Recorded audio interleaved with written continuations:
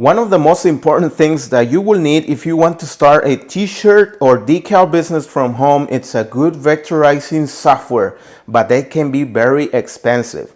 And in today's episode, I'm going to show you how we use the Sign Frame, which is a program that we developed to reconstruct a very low quality image into a very high quality PNG no background image to make t-shirts. So the other day I got a text from a customer and she needed an $800 project. She needed hoodies, she needed t-shirts and business cards. And we usually vectorize or reconstruct images from low quality images provided by the customer using CorelDRAW software. But then I got this idea to use our program called the Sign Frame and see if it's really gonna help people do the same thing that other softwares do. However, let me explain again. I still recommend that you get a good software. If things works out for you, then you should definitely invest on a software. But the Sign Frame, the purpose is for people that want to start with no high investments or a lot of money. They just want to get started, get to know, this business. If it works out for them, that is the purpose for the Sign Frame. It can help you to start with this business, especially if you're gonna outsource like we do, transfers, business cards, and all you will need is, of course, a computer, the program, and a heat press. That's all you will need to get you started on making money. So anyway, let's begin with the tutorial, and then I'm gonna walk you through how I managed to reconstruct this very first project using the Sign Frame. So let's begin. Okay, so here we are on the Sign Frame, and the very first thing we're gonna do is upload the image that the customer sent. First thing is go to all files, because this is not a PNG, it is a JPG file. In case you didn't know, the default file preferably for the Sign Frame, it's a PNG. However, you can upload other different formats. Now let's take a look and see what we're gonna deal with. And the first thing we're gonna do is to make sure that this design or the image is aligned. So I turn the horizontal line or vertical, whatever you're gonna work on, and we're gonna drag this down and make sure it is aligned, and it looks like it is perfectly aligned. So we can go ahead and start tracing, but first we're gonna make it a little bit bigger. And now with the adjust frame size, with this scroller, we're gonna capture the image like that, but it is not, you can still move it away from the frame.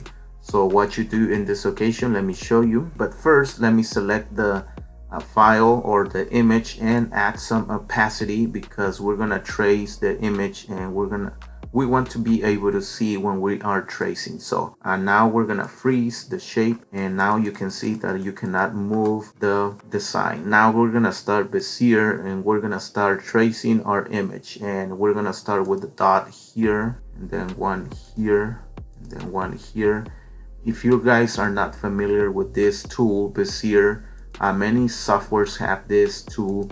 I use it a lot to do cutouts for my thumbnails on YouTube. It is an amazing tool. I use it a lot for tracing or for making fully customized designs. It is a very, very useful tool. So now we're gonna stop this here, and it's going to turn into this solid shape. Now we're gonna keep tracing because we're gonna trim the inside of this letter B. So start Bezier again, and then now we're gonna start tracing the other section. And now you see why I make this image transparent, or I add some opacity, and this is the reason why, because you want to be able to see what you're tracing. Now we're gonna go here and finish by stop Bezier. Now, before, you don't have to turn the shape any different color, just click on trim shape, and you're gonna see that this letter B is being trimmed. So now we can get rid with the delete button. Now we're gonna do the same on the bottom section. Okay, so I just trimmed the bottom part, and I turned my shape black. And I don't know if you guys noticed, but there was like some little windows down here, but no problem, I thought ahead. So I actually make those shapes before I even start tracing this. So now the next step will be to upload the windows, and I'm gonna go to this right here. I have them right here. Just gonna make sure to make them small enough so they fit perfectly here. I'm actually gonna make him a little bit small because they're not supposed to be that big, and I'm gonna place him there. So I'm gonna select this little window and I'm gonna clone one, so that way I can move this one on this side, so it'll be perfectly aligned. So there it is. Now I can get rid of this horizontal line, and now the next step will be to do this shape down here. Now this one is gonna be a little tricky one because it is a curved shape. However, you have to be creative and find the best way for you. And I did have to get creative because the first try did not work. However, I did not give up and find a best way, because the first try I wanted to do a big solid and trim from the inside. However, I did not like the outcome, so I decided to try a different way. And the best way for me was to do it from the beginning again and just do it piece by piece as you are watching here. This is the best way, and it turned out to be better in the end than the first try. So like I said, you have to get creative with this tool. It works the same way with other softwares. You have to get creative when you are tracing an image. We have something here now, and the next step will be to do the text, and we're gonna find the closest one to this. But let's make sure again, let's send this to the back, and we have the basic shapes. I gotta say, it wasn't easy but not impossible. So now let's select this, and now we're gonna do the text editor, and we're gonna type in the rest of the text, which is brothers, and we're gonna add the text, and we're gonna send this to the back and select the text. Now we're gonna find one that's closest to the one that the customer wants, and I think this font, it's as close as it's gonna get.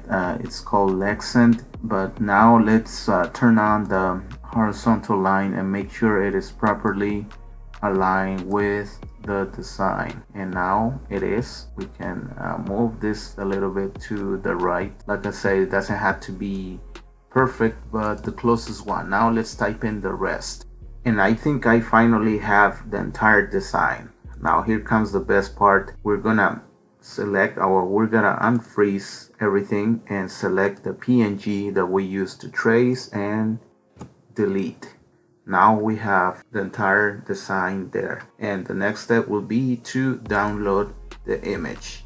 Now we're gonna re-upload the same image and add some more information. So now let's refresh and upload the final design, and it's gonna be this one.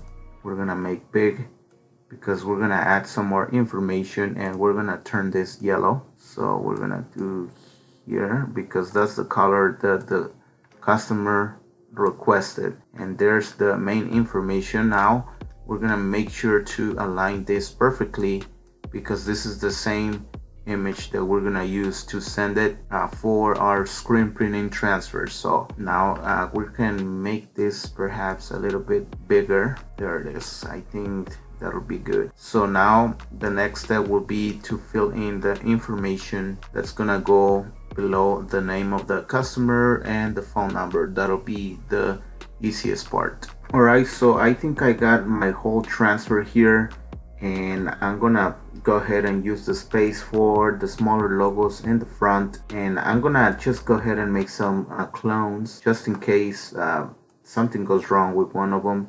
If there's plenty of room, I always like to print some extra ones just in case. So I'm gonna go ahead and do 3 of them. They'll probably fit perfectly here. This is how I'm going to send my designs, and we'll see how they turn out. So make sure you watch episode 2 of how these transfers turn out. So now finally we can download and go to Pro World and start ordering our transfers. One thing I forgot to mention is that you must turn the little lines here, because if you download with the lines, let me show you, it's gonna download with the lines, and you don't want that. That's what's gonna happen. So make sure you get rid of the lines, turn it off, and then download, and now you're gonna see that all you get is the design. So now let's order the transfers. Alright, so we are on Pro World and we're gonna order the transfers. We're gonna go to custom transfers, and we're gonna find the one color value. Then we're gonna select this, and here you can see the list of the pricing and all the instructions and everything that you must know about this transfers, which is the screen printing. But now we're gonna go to design heat transfer, but we don't need to design it. We already did on design frame. Now all we have to do is upload the transfers, which is this one, the one that we just downloaded on design frame, and we're gonna keep the original color, and we're gonna select one color, and it's gonna automatically detect the type of color, which is yellow, and finish. And now we're gonna stretch the design all the way into it fits perfectly to the frame here. That's why design frame was designed 12 by 12, so it fits perfectly on this frame too. So now the next step will be do all the how many you want. We usually do 50, so that way we get a better price. And then we start filling in our personal information about the customer, the type of garment that we're gonna place this on, and all your personal information, and then pay. On the next episode, we're going to show you how everything turned out and how we got the transfers and how we process all this order. So make sure you turn on your notification bell and stay tuned. Thank you guys. This is it for this video. Don't forget to give us a like and subscribe. We'll see you guys again pretty soon.